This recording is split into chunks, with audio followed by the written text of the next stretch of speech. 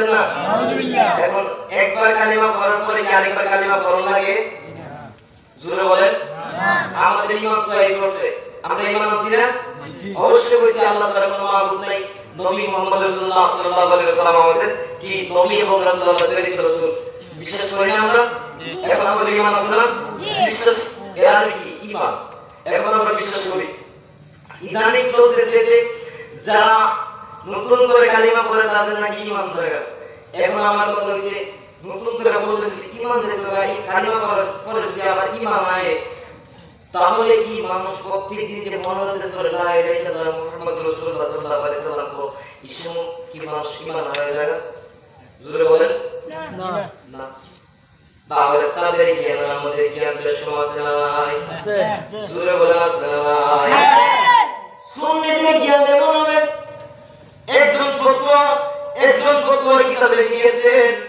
একজন আল্লাহর ওলি মাহবুব বান্দা বলেছেন আল্লাহর ওলিদের জীবন অনুসরণ করার দরকার আছে না নাই জোরে বলেন আছে না নাই আজকে কত রাত হয়েছে কত রাতটা হচ্ছে রবিউল সালেহ কত তারিখ 11 তারিখের রাত যে তারিখটা হচ্ছে পিরানে পীর দস্তগীর মাহবুবে সুবহানী কুতুবে রাব্বানি কাউসে সান্দানি হুজুর বরফি শেখ সৈয়দ আব্দুল কাদের জিলানী রাদিয়াল্লাহু তাআলা উফা দিবস সুবহানাল্লাহ সুবহানাল্লাহ হুজুরের উফা দিবস আমাদের মাসে যে 11 শরীফ করেন না 11 শরীফ করেন না ওই তারিখে হচ্ছে হুজুর বরফি আব্দুল কাদের জিলানী উফা দিবস কিন্তু ওইটা কি করে সওয়াবের নিয়তে ইসলামের সওয়াবের নিয়তে কি করে প্রতি মাসে মাসে আদায় করে আর যে গতরাতটা গেছে ওইটা কি বার্ষিক যে বছর পরে আছে বছর পরে কি এক বছর পরে তো পিরানি পীর দস্তগীর মাহবুবে সুবহানীর রসি সামদানি হুজুর বড় পীর আব্দুল কাদের জিলানীর জীবনী অনুসরণ করার দরকার আছে না নাই জবান করে বলেন আছে না নাই এখন আমাদের কারণে জীবন অনুসরণ করলে কি হবে এখন আমাদের সমাজে দেখবেন আজকে আলোচনা হবে ওয়াজ তেমন না করলো ওয়াজ করা যাবে ইচ্ছা মতে কথা বলি ঠিক না ওয়াজ করা যাবে আছে না নাই জোরে বলেন আছে না নাই বড় পীর আব্দুল কাদের জিলানীর জীবন অনুসরণ করার দরকার আছে না নাই আল্লাহর ওলিদের জীবন অনুসরণ করার দরকার আছে না নাই এখন আমি আপনারা যদি বলি সিঁড়ি নাই দাঁড়ালে 100 ডলার না 110 ডলার গেলে সিঁড়ি ছাড়া উঠতে পারবেন না জোরে বলেন না অবশ্যই কি দরকার সিঁড়ি দরকার এখন তুমি বান্দা যদি ডাইরেক্ট আল্লাহ তাআলা নৈকট্য হাসিল করতে চাও পারবানি জোরে বলেন না ডাইরেক্টলি নবী আমি আমার আল্লাহ তাআলা নৈকট্য হাসিল করতে পারবা না আমার নবীর নৈকট্য হাসিল করতে গেলে আমার নবীর উপর ঈমান আনার দরকার আছে না নাই আউলিয়া কেরামদের জীবন অনুসরণ করার দরকার আছে না নাই ওনাদের উসিলায় আল্লাহ তাআলা নৈকট্য পাওয়া যাবে কি যাবে না অবশ্যই যাবে বিশেষ করে যে আলোচনার মধ্যে ছিলাম পিরানি পীর দস্তগীর মাহবুবে সুবহানী রাদিয়াল্লাহু তাআলা কি গেছে কালকে উফা দিবস গেছে আপনাদের এখানে মাহফিল ছিল কালকে ফাতিহা শরীফ গেছে আল্লাহ রাব্বুল আলামিন আমাদের প্রত্যেককে কবুল করে সকল বলেন আমিন আমিন আম্মা আয়েশা রাদিয়াল্লাহু তাআলা বলেন ইয়া রাসূলুল্লাহ ইয়া রাসূলুল্লাহ নবী গো কবরে আযাব এত ভয়ঙ্কর হবে বুঝলাম সুন্নি যারা হবে আহলে সুন্নাত ওয়াল জামাতের আমি ব্যাখ্যা করে একটু বিস্তারিত বলতেছি আহলে সুন্নাত ওয়াল জামাতের যারা হবে তাদের কবরে আযাব থাকবে না ইয়া রাসূলুল্লাহ যারা আপনি নবীর উপর ঈমান আনবে না আপনি নবীর দুশমনি করো তাদের কবরটা কেমন হবে জানার দরকার আছে না না মুহাম্মদ বল আল্লাহুম্মা সাল্লি আলা সাইয়্যিদিনা মাওলানা মুহাম্মদ ওয়া আলা আলি সাইয়্যিদিনা মাওলানা মুহাম্মদ এখন দুশমন রাসূলরা তাদের কবরে কি আরাম তাদের কবরে কোন আরাম না হারাম আল্লাহ রাসূল বলেন কবরের আযাব তাদের জন্য যারা নবী মুস্তাফার উপর ঈমান আনবে না দুনিয়াতে থাকলে আমি নবী মুস্তাফার দুশমনি করব তাদের জন্য কবরের আযাব ভয়ঙ্কর হবে আল্লাহু আকবার আল্লাহু আকবার আপনারা আয়েশা ডাক দিয়ে বলে ইয়া রাসূলুল্লাহ কবরের আযাবটা কেমন হবে আমার নবী ডাক দিয়ে বলে আয়েশা রে আয়েশা কবরের আযাব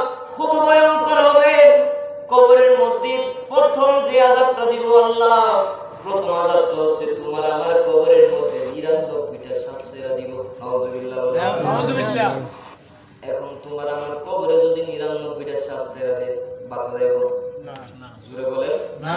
সাধারণত যদি দুরাশা ছিল না, এখন যদি দুরাশা ছেড়ে দেয় কবরের মধ্যে নিস্তার পাওয়া যাবে না। সাধারণত মানুষ আমরা দুরাশা লাল করি, মানে ছোট ছোট সাপগুলো কি করি বই পাই।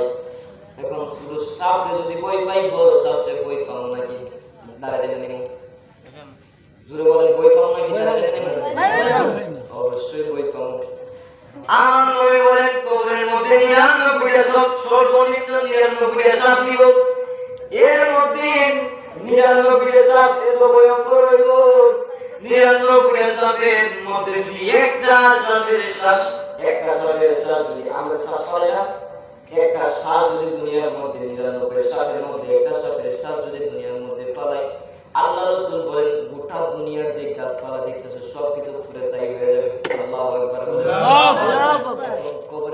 কবরের মধ্যে যে সাপগুলো থাকবে এগুলোর পাওয়ার কম না বেশি? বুঝতে পারলাম নবীর দুশমনি করতেছো।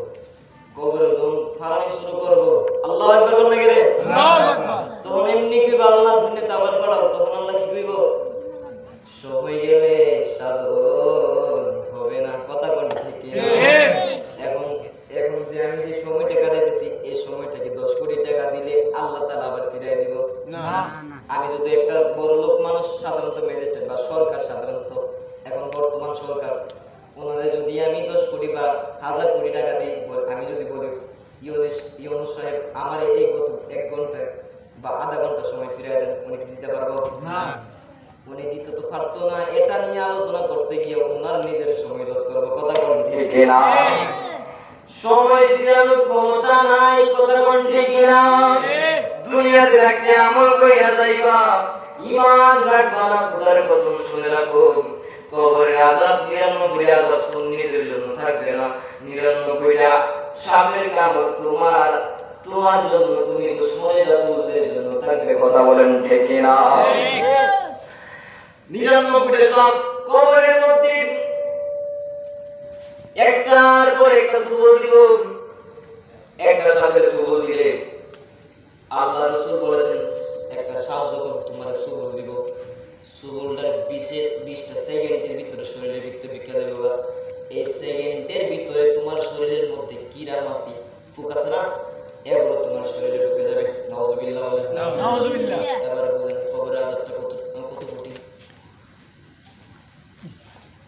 আমার নবী ডাক দিয়ে বলে কবরে আরেকটা আযাব হবে। কবরের মধ্যে আল্লাহ তাআলার ফেরেশতা কম না বেশি? জোরে বলেন কম না বেশি? বেশি।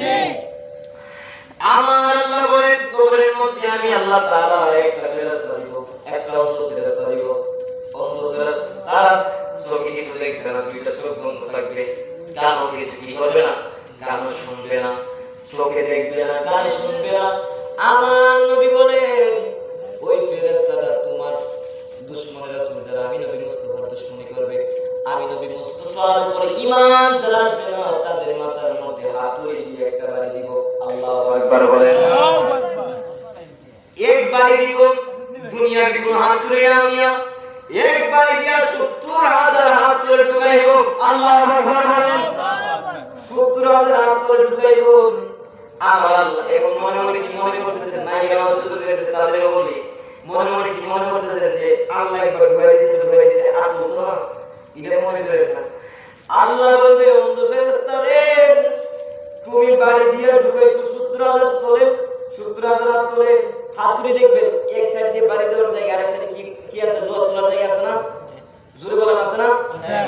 আল্লাহ অন্ধ ফেরেশতা দিবে, তুমি তোমার ওই সাইড দিয়ে কান দিয়ে বের করো, 70,000 হাত তোল দিয়ে টান দিয়ে তোমরা আবার বের করো। আল্লাহু আকবার বলেন। আল্লাহু আকবার। আবার তোমার 70,000 হাত তোল ঢুকাইব। সেকেন্ডে তোমার এমন আযাব দিব রে যুবক, এখন এত আযাবের কথা শুনিয়াও যদি আমার নবীর উপরে ঈমান না আনো, আমার নবীর দুশমনি করো, তাহলে আমি বলতে পারি গ্যারান্টি সহকারে বলবো তোমার কপালে জান্নাত লেখা নাই। কথা কোন ঠিক না? ও বন্ধু, আম্মা জান আয়েশা রাদিয়াল্লাহু তাআলা বলেন ইয়া রাসূলুল্লাহ তারপরে কি হবে? আমার নবী বলেন আয়েশা রে কবরের জবাব যদি তিনটা প্রশ্নের জবাব যদি আমার উম্মতেরা দিতে পারে, তাদের কবরের মধ্যে আল্লাহ তাআলা বলবে ফেরেশতারা রে তাদের কবরের মধ্যে জান্নাতের দরজা খুলে দাও। আল্লাহু আকবার বলেন, আল্লাহু আকবার সুবহানাল্লাহ বলেন, আল্লাহ জবান খুলে বলেন সুবহানাল্লাহ। আল্লাহ বলবেন ও ফেরেশতারা তার কবরটা যদি জান্নাতি হয়ে থাকে, আল্লাহ বলবেন তার কবরটার মধ্যে কবরটার সাথে জান্নাতের দরজাটা খুলে দাও।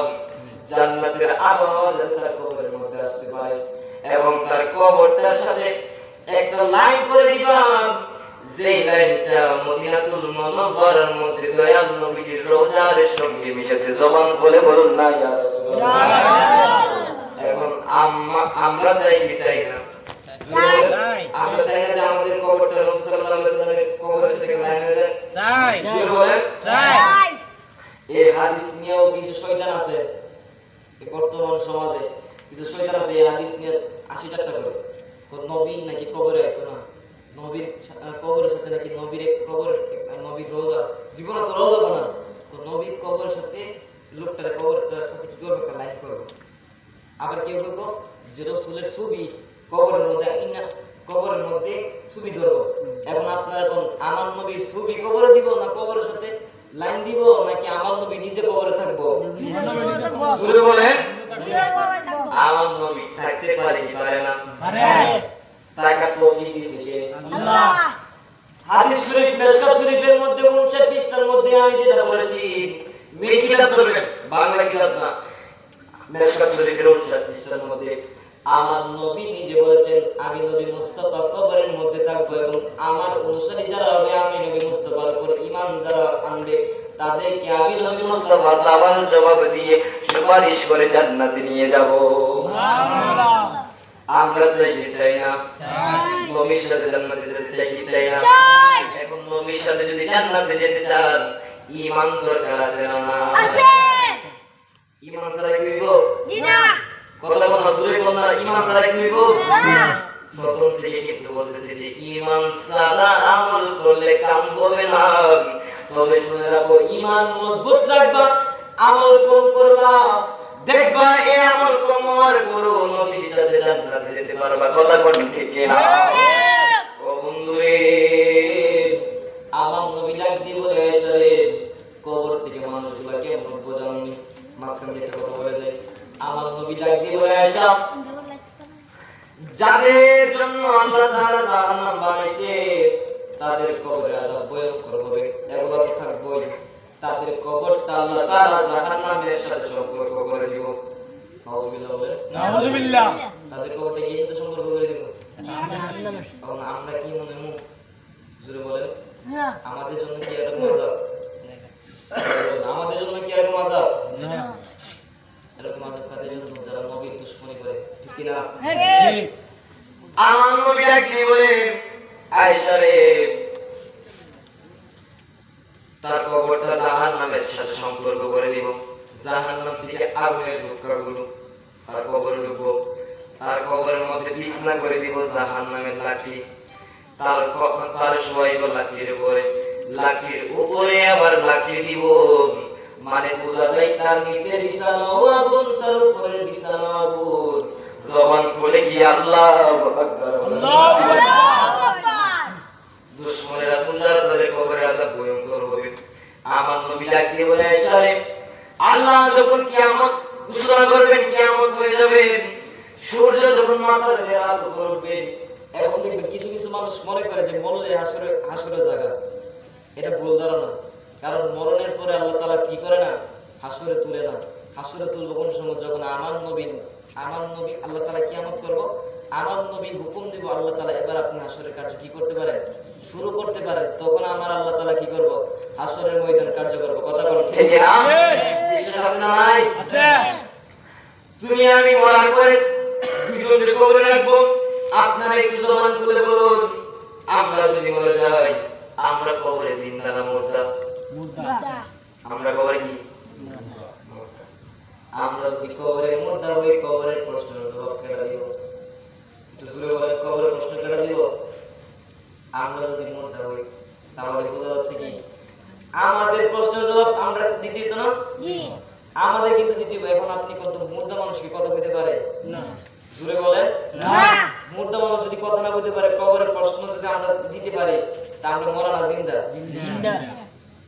সাধারণত আমরা মানুষের যদি আল্লাহ তাআলা এত কিছু দিছে, তাহলে এই কেরামদের শান কিরকম হবে, আমার নবীর শান কিরকম হবে? সুবহানাল্লাহ বলেন। সুবহানাল্লাহ। ইয়া রাসূলুল্লাহ, ইয়া রাসূলুল্লাহ, আমার নবীর শান কিরকম হবে? মিয়া তোমার মত মোল্লার কোয়া তুমি বাচ্চা বলে লাগছে আমার নবী কবরে যেত না। নাউজুবিল্লাহ বলেন। নাউজুবিল্লাহ।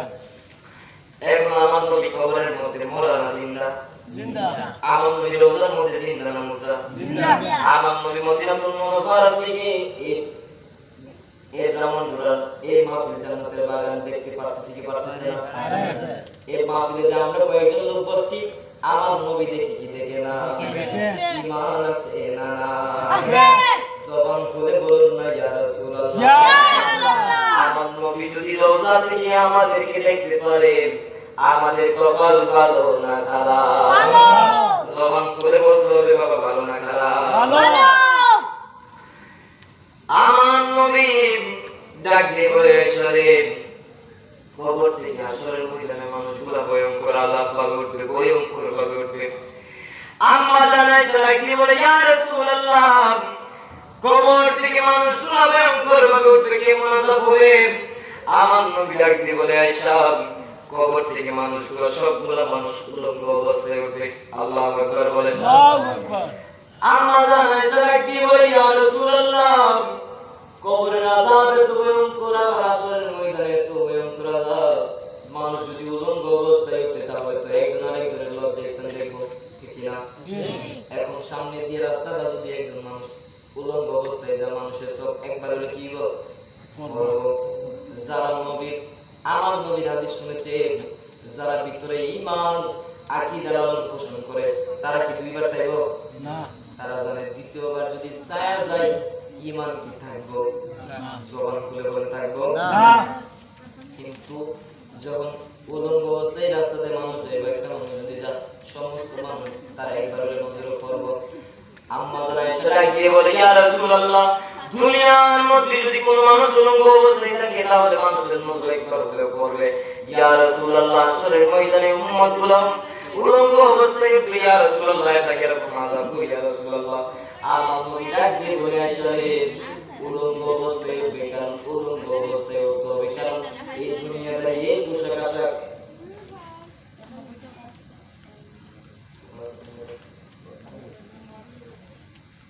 দুনিয়াদার এই পোশাকগুলা কি কবরে যাবে না? জবান খুলে বলেন না। এই পোশাকগুলা কি আল্লাহর বানানো? আল্লাহর বানানো না, মানুষের বানানো। তবে একমত আছে বান্দা বানাইছে, কিন্তু বান্দারে বানাইছে কেডা? আল্লাহ।